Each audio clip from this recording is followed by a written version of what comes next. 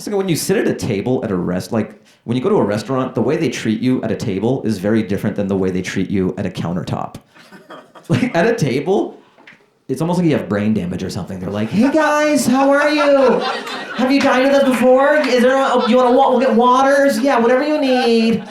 We have food here. Have you guys had food? You chew it with your teeth. Yeah, I'll help you." But when you're at a tabletop, or when you're at by the bar area, they're just like making drinks. They're like, "Yeah, what the fuck you want?" I'm like, "Can I get a sugar?" He's like, "Yeah, okay." You have like 2 asks when you're sitting at the bar before the guy beats the shit out of you. Oh, BTS is huge, right?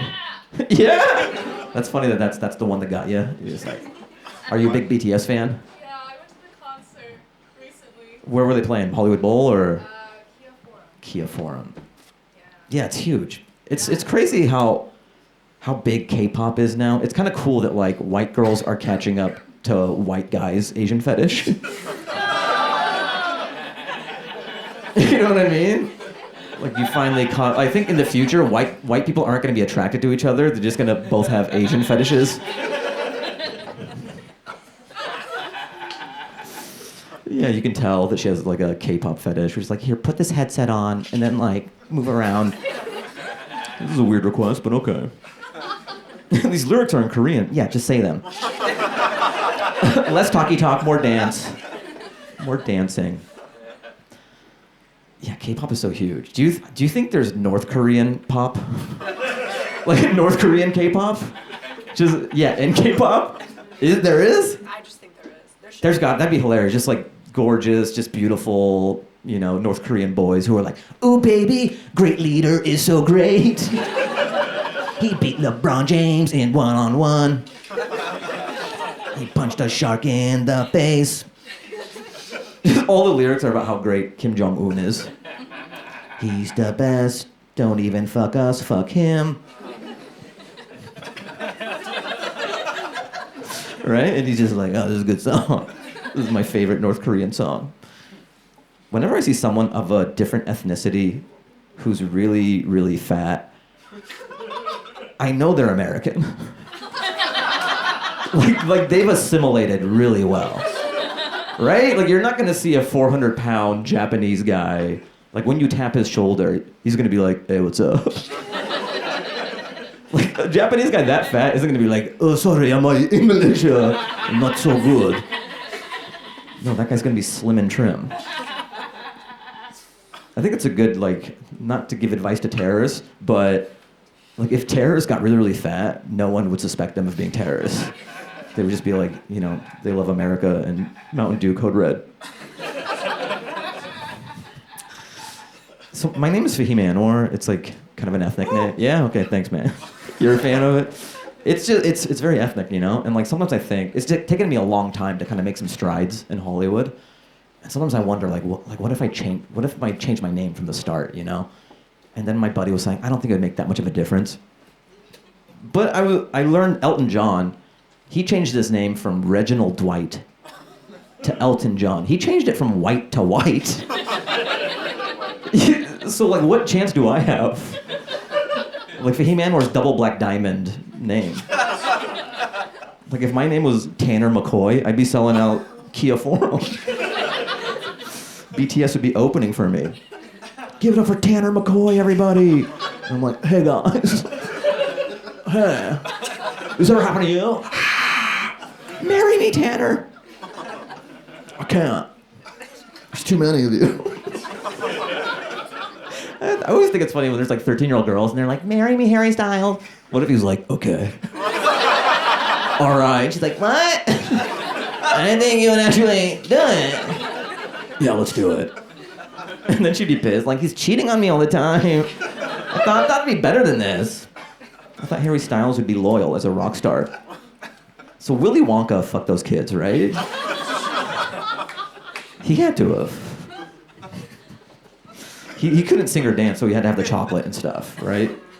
That was his superpower. People complain that like Black History Month is only a month long, but at least it's a month. Like that's something.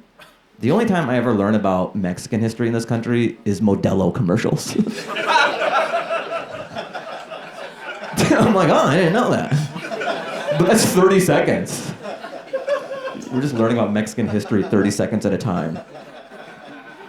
Everyone's on drugs in San Francisco too, the homeless, you know, and like this guy who's just kind of like walking around kind of crazy, you know, and he's like rapping. He's like, his flow was nice. I'll be honest. It's like, where can I find you on SoundCloud? He's like, so he was just rapping, and then he saw a reflection of himself, and he started battle rapping himself. And I was like, whatever drugs he's on, that should be the advertisement. Just like, this shit is so good, you'll battle rap yourself. He went in on himself. I was like, yo, give yourself a break, dude. He's like, nah. Look at those whack shoes you got on. And he Eminem'd it. So I always notice bachelorette parties, they always have sashes. A lot of them will have like sashes. Because I guess that's like women's fantasy to be like Miss America or Miss USA. They should have an equivalent like that for guys. Like we should have a Bachelor WWE belt. My bro's getting married. Like, yeah. Fuck him. Something cool like a sash, but it's like a WWE belt, and you get to beat the shit out of anyone you want that night. Because you're getting married, dude. It's your last time to go crazy. You have to get the shit kicked out of you. It's my bro. I'm kind of ethnically ambiguous, and this has happened a few times in my life where a Mexican guy will be talking to me, and then he'll just start breaking out into Spanish. and then I wait a bit, and I'm just like, oh yeah, I don't speak Spanish. And then he looks at me like he's mad, I did this. I go, you created this weirdness. You created it. You just assumed, like I was wearing polo and khakis. If I was wearing like a Raiders windbreaker, then yeah, that's on me. But I look like a Best Buy employee, and he starts shooting off some Spanish. And then he's mad at me for not knowing Spanish, like,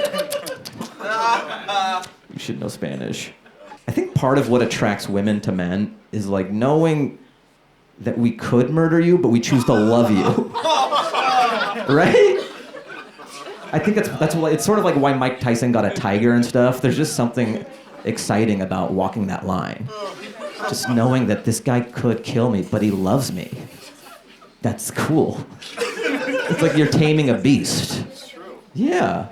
So people make amateur porn. That's like a thing. People will do that. Yeah. Yeah? Okay. I've heard. I think there is that tab on that website. Yeah, everyone doesn't start at pro. You gotta work in the feeder leagues for a while. But to me, it's just funny that in these couples who do amateur porn, there's no crew, so they have. It's just funny to me that like he's naked and he's setting up a tripod before he fucks, because he has to do the audio video equipment before fucking. Like that's impressive to stay hard while just like focusing. Like, babe, do a sound check. Go 1 2, mic 1 2. Yeah. Okay. Because I tape myself when I do stand-up, and sometimes I've had it where I look at the footage and I'm out of focus. So that has had to happen with amateur porn. Like, they film themselves fucking and then they pull it up on the computer and it's just like blurs. It's just funny that footage is out there, just the couple out of focus fucking. And he's like, this is unusable, babe. We can't. Or maybe the audio's all blown out. Like when she's climaxing, it's just peaking. He's like, we'll have to ADR it in post. She's just timing like, oh yeah. Is that good? Just a bottle of water.